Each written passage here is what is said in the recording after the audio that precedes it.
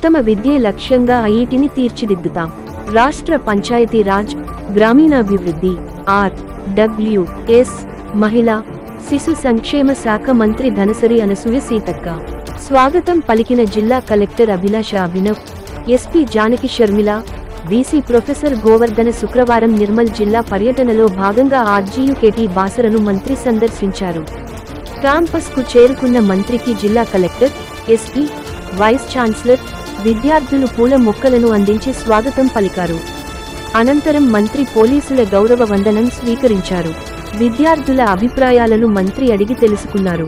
నాణ్యమైన భోజనం అందించాలని, ఫ్యాకల్టీ సరిపడా లేక సిలబస్ పూర్తి కావడం లేదన్నారు.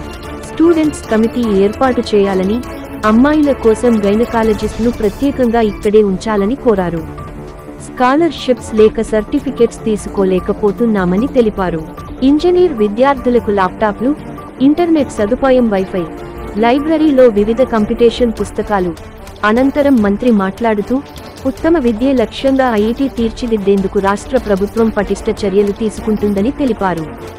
విద్యార్థులకు నాణ్యమైన విద్యా బోధనతో పాటు మెరుగైన వసతులు కల్పించేలా చర్యలు తీసుకుంటామని అన్నారు. వివిధ అభివృద్ధి పనులకు తక్షణం 1 కోటి రూపాయలను మంజూరు చేస్తున్నట్టు మంత్రి ప్రకటించారు. విద్యార్థులందరినీ కలవడం ఆనందంగా ఉందని,